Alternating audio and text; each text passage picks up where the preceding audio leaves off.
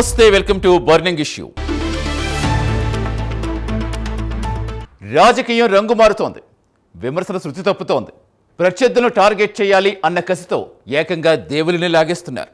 పార్టీల మధ్య సిద్ధాంత వైరుధ్యాలు ఉంటే విధానాలు విమర్శించాలి, కానీ నోటికి ఎంత వస్తే అంత మాట్లాడేస్తారా? మైక్ దొరికింది కదా అని ప్రజల మనోభావాలతో చెలగాటమాడేస్తారా? తెలంగాణ మంత్రి కొండా సురేఖ వ్యాఖ్యల వెనుక అసలు వ్యూహం ఏంటి? జై శ్రీరామ్ అంటే పైసలు పడతాయంటూ ఆమె చేసిన కామెంట్స్ ఎలాంటి రాజకీయ దుమారానికి దారితీస్తున్నాయి? తప్పు చేసి మీడియాపై నెట్టేస్తున్న లీడర్ల బుకాయింపులు ప్రజాస్వామ్యానికి మచ్చతీస్తున్నాయా? చూద్దాం.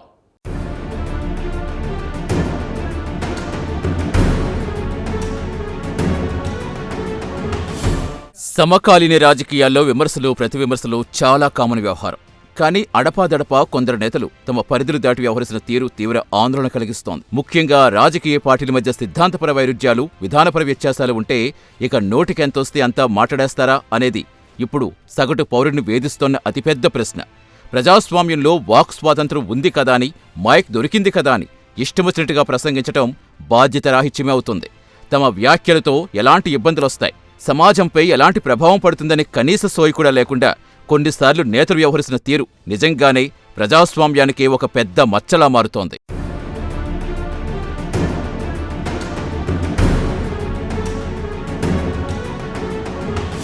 తాజాగా తెలంగాణ రాజకీయాల్లో మంత్రి కొండా సురేఖ చేసిన వ్యాఖ్యలు రేపుతున్న దుమారం అంతా ఇంతా కాదు. భారతీయ జనతా పార్టీ నేతలను ఉద్దేశించి ఆమె చేసిన కామెంట్స్ ఇప్పుడు పొలిటికల్ హీట్ పెంచుతున్నాయి. జై శ్రీరామ్ అంటే ఏమన్నా పైసలు పడతాయా అంటూ ఆవిడ చేసిన వ్యాఖ్యలు కొత్త డిబేటుకు దారితీస్తాయి. రాజకీయంగా ప్రత్యర్థులను టార్గెట్ చేసే క్రమంలో దేవుళ్లను, మతపర నినాదాలు వాడుకోవటం ఎంతవరకు సమంజసం అనే ప్రశ్నలు వెల్లువెత్తుతున్నాయి. కేవలం పొలిటికల్ మైలేజ్ కోసం లేదా అవతల పార్టీని కార్నర్ చేయటం కోసం ఇంతలా దిగజారాలా అని పలువురు మేధావులు సైతం విశ్లేషిస్తున్నారు. ఇలాంటి కామెంట్స్ పాలిటిక్స్ ఎటు తీసుకెళ్తాయి అని ప్రజలు ఆందోళన చెందుతున్నారు.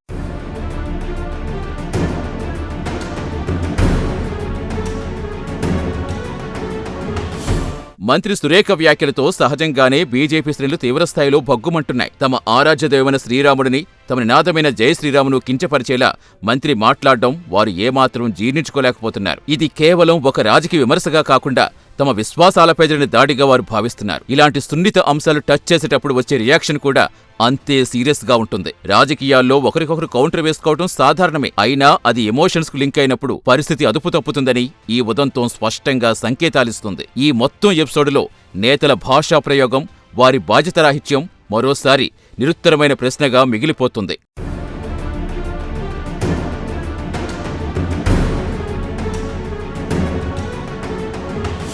ప్రజాస్వామ్య వ్యవస్థలో వేరువేరు రాజకీయ పార్టీల మధ్య సిద్ధాంత వైరుధ్యాలు ఉండొచ్చు, అందులో ఎలాంటి తప్పు లేదు. అలాగే ప్రజలకు సంబంధించిన స్కీమ్స్, డెవలప్మెంట్ విషయంలో విధానపర వ్యత్యాసాలు కూడా ఉండొచ్చు. ఒక పార్టీ విధానం మరో పార్టీకి నచ్చకపోవచ్చు, నేతల వైఖరి ఏమాత్రం పడకపోవచ్చు. కానీ ఆ విమర్శలు కేవలం సబ్జెక్టుకు లేదా ఆయా పాలసీలకు మాత్రమే పరిమితం కావాలి. వ్యక్తులను, వారి పనితీరును ఎంతవరకు విమర్శించాలో అంతవరకు విమర్శిస్తే సరిపోతుంది. ఈ బేసిక్ లాజిక్ ఏళ్ల తరబడి రాజకీయాల్లోని నేతలకు తెలియందేం కాదు. కానీ కావాలనే ఈ గీత దాటి ప్రవర్తించడం వెనుక కేవలం చీప్ పబ్లిసిటీ లేదా పొలిటికల్ అటెన్షన్ డ్రా చేయాలనే మైండ్ సెట్ ఉందని మనకు స్పష్టంగా అర్థమవుతుంది.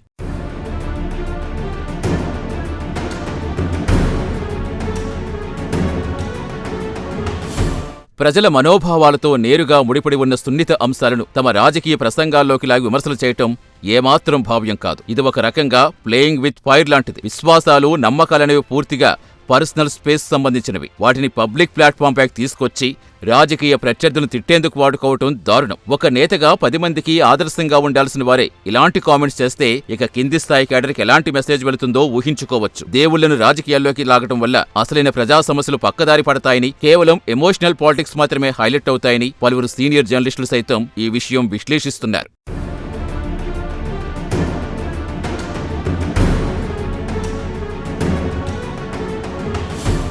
చూశారు కదా, సున్నితమైన అంశాలను పాలిటిక్స్లకు లాగితే మంటలు రేగటం ఖాయం.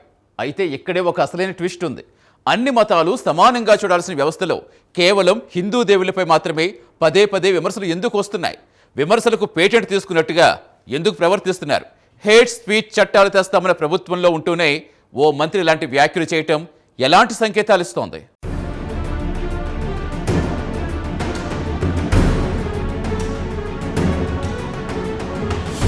ఇక్కడ విషయం కేవలం ఒక మతానికి మాత్రమే పరిమితం కాదు. హిందువులే కాదు, ముస్లింలు, క్రైస్తవులు ఇలా ఏ మతం వారి మనోభావాలు కూడా కించపరిచేలా రాజకీయ నాయకులు వ్యాఖ్యలు చెయ్యకూడదు. సెక్యులర్ దేశంలో అన్ని మతాలను సమానంగా గౌరవించాల్సిన బాధ్యత రాజ్యాంగ పదవుల్లో ఉన్న వారిపై మరింత ఎక్కువగా ఉంటుంది. ఒక పబ్లిక్ ఫిగర్గా ఉన్నప్పుడు మాట్లాడే ప్రతి మాటకు ఒక వాల్యూ ఉంటుంది. దానికి ఒక కౌంటబిలిటీ ఉంటుంది.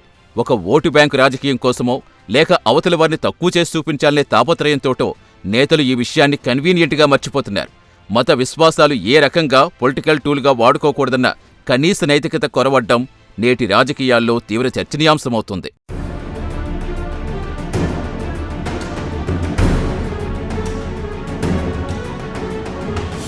అయితే ఇక్కడ గమనించాల్సిన మరో ఆశ్చర్యకర విషయం ఒకటుంది. ఇతర మతాల ప్రస్తావనొచ్చినప్పుడు ఆచీతూచీ మాట్లాడే చాలామంది పొలిటికల్ లీడర్స్ హిందూ దేవుళ్ళు, దేవతల విషయంలో మాత్రం నోటికొచ్చినట్టుగా మాట్లాడేస్తున్నారు. దేవుళ్లపై విమర్శలు చేసేందుకు తమకేదో పేటెంట్ హక్కున్నట్టుగా కొందరు నేతలు వ్యవహరించడం నిజంగా విస్మయం కలిగిస్తోంది. ఎందుకంటే హిందూ సమాజం కొంత సాఫ్ట్గా రియాక్ట్ అవుతుందని అలుసా, లేక ఇలా మాట్లాడితే తమను తాము గొప్ప లౌకికవాదులుగా ప్రొజెక్ట్ చేసుకోవచ్చనే భ్రమ? ఏది ఏమైనా ఒక వర్గం నమ్మకాలు మాత్రమే పదే పదే టార్గెట్ చేస్తూ మాట్లాడడం ఖచ్చితంగా డబుల్ స్టాండర్డ్స్ కిందకే వస్తుందని సోషల్ మీడియాలో నెటిజన్స్ సైతం తీవ్రంగా మండిపడుతున్నారు.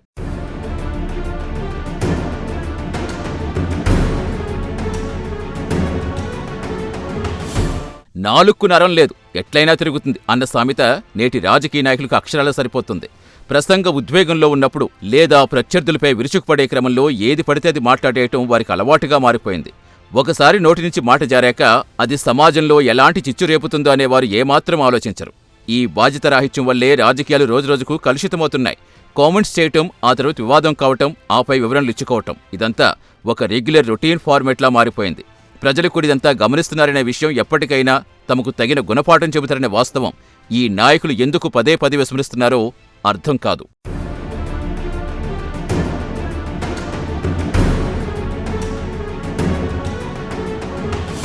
తెలంగాణ రాష్ట్రం విషయానికొస్తే ఇక్కడ ఒక ఆసక్తికర కాంట్రాస్ట్ కనిపిస్తోంది. సమాజంలో విద్వేషాలు రెచ్చగొట్టేలా మాట్లాడితే కఠిన చర్యలు తీసుకుంటామని, హేట్ స్పీచ్పై ఏకంగా కొత్త చట్టం తీసుకొస్తామని స్వయంగా రాష్ట్ర ప్రభుత్వమే చెబుతుంది. ఇలాంటి బాధ్యతాయుత ప్రభుత్వంలో ఒక కీలక మంత్రి పదవిలో ఉంటూ కొండా సురేఖ లాంటి వారి ఇలాంటి వివాదాస్పద విమర్శలు చెయ్యొచ్చా అనేదే ఇక్కడి పాయింట్. చట్టాలు చేసే ప్రభుత్వంలో ఉంటూ అదే చట్టం స్పిరిట్కు వ్యతిరేకంగా మాట్లాడడం ఖచ్చితంగా తప్పుడు సంకేతాలే ఇస్తుంది. అధికారంలో ఉన్నవారే ఆదర్శంగా ఉండకపోతే ఇక సామాన్యులకు రూల్స్ గురించి చెప్పే నైతిక హక్కు ప్రభుత్వానికి ఎలా ఉంటుంది అనే ప్రశ్నలు ఇప్పుడు బలంగా వినిపిస్తున్నాయి.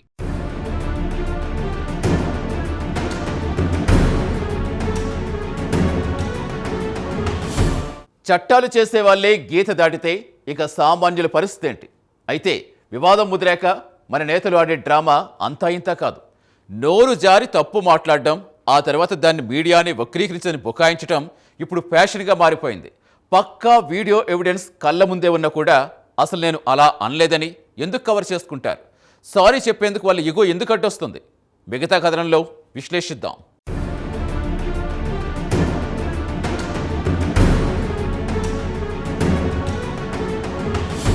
ఇదిలా ఉంటే మన రాజకీయాల్లో మరో విచిత్ర ట్రెండ్ కనిపిస్తోంది. ఏదైనా నోరు జారి తప్పుగా మాట్లాడడం, ఆ తర్వాత దానిపై తీవ్ర విమర్శలు రాగానే అసలు నేను అలా అనలేదని, నా వ్యాఖ్యలు మీడియాని వక్రీకరించిందని చాలా సింపుల్గా బొకాయించటం. తొలుత దారుణమైన విమర్శలు చేసి ఆ తరువాత మీడియాపై నెపం వేస్తే సరిపోతుందా? తాము చేసిన కామెంట్స్ జనాలకు అర్థం కావన్నట్టుగా, వారంతా అమాయకులన్నట్టుగా వ్యవహరించడం నేతల అహంకారానికి నిదర్శనం. సోషల్ మీడియా యుగంలో ఏ వార్త దాస్తే దాగేది కాదు. క్షణాల్లో ప్రతిదీ వైరల్ అవుతున్న ఈ రోజుల్లో కూడా నేననలేదు, మీడియానే క్రియేట్ చేసిందనడం వారి బ్లైండ్నెస్కు నిదర్శనమని మనకు చాలా క్లియర్గా అర్థమవుతుంది.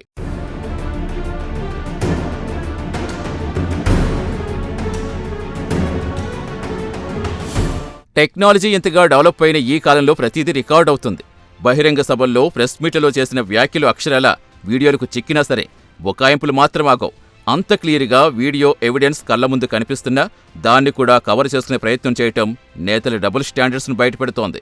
ఇది జనం తెలివితేటలు తక్కువ అంచనా వేయటమే అవుతుంది. ఒక తప్పు చేసినప్పుడు దాన్ని హోందాగా అంగీకరించి ముందుకు వెళ్లాల్సింది పోయి డిఫెన్స్లో పడిపోయి ఎదురుదాడి చేయటం ప్రస్తుత పాలిటిక్స్లో ఒక బ్యాడ్ కల్చర్గా మారిపోయింది. ఇలా పదే పదే ప్రజల కళ్లకు గంతలు కట్టాలని చూస్తే భవిష్యత్తులో వారే రాజకీయంగా మూల్యం చెల్లించుకోవాల్సి వస్తుందనేది కాదనలేని నగ్న సత్యం.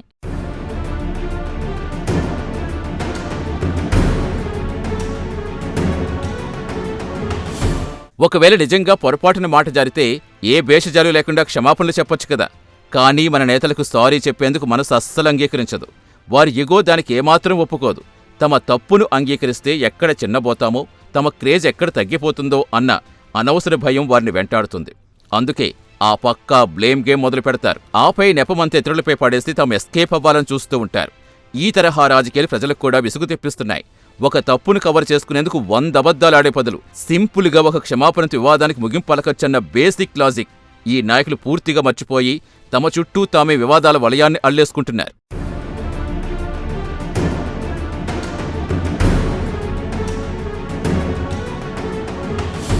ఇంత జరుగుతున్నా, ఇన్ని వివాదాలు చుట్టుముడుతున్నా నేతలకు ఇంకెప్పుడు తెలిసి వస్తుందనేదే $1 మిలియన్ ప్రశ్న.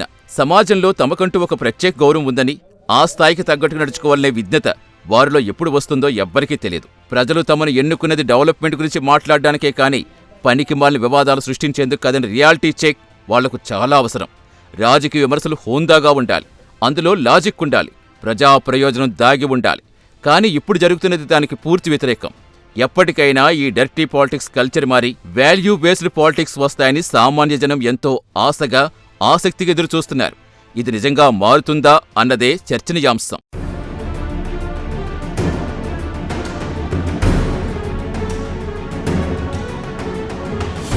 ఏదేమైనా నోరు మంచిదైతే ఊరు మంచిదవుతుందన్న సామెత రాజకీయ నాయకులు ఎప్పటికైనా గుర్తుంచుకోవాలి. మాటలనేవి తోటాల్లాంటివి. ఒక్కసారి పేలాక వాటిని వెనక్కి తీసుకోలేం. ప్రత్యర్థులపై విమర్శలు చేసే ముందు ఆ పదాల ఎంపికలో సంయమనం పాటించడం అత్యంత ముఖ్యం. ముఖ్యంగా మతాలు, దేవుళ్ళు, విశ్వాసాలు వంటి సున్నిత అంశాల జోలికి వెళ్లకపోవటమే అందరికీ శ్రేయస్కరం. పార్టీలకు అతీతంగా నేతలంతా తమ బాధ్యత గుర్తెరిగి పరిణితితో వ్యవహరించినప్పుడే ప్రజాస్వామ్యానికి నిజమైన అర్థం, పరమార్థం.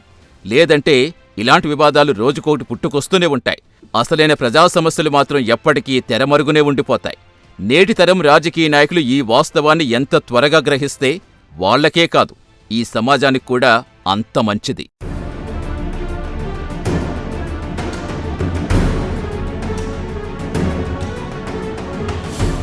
విన్నారుగా, పాలిటిక్స్లో విమర్శలు కామన్, కానీ అవి లిమిట్స్ దాటకూడదు.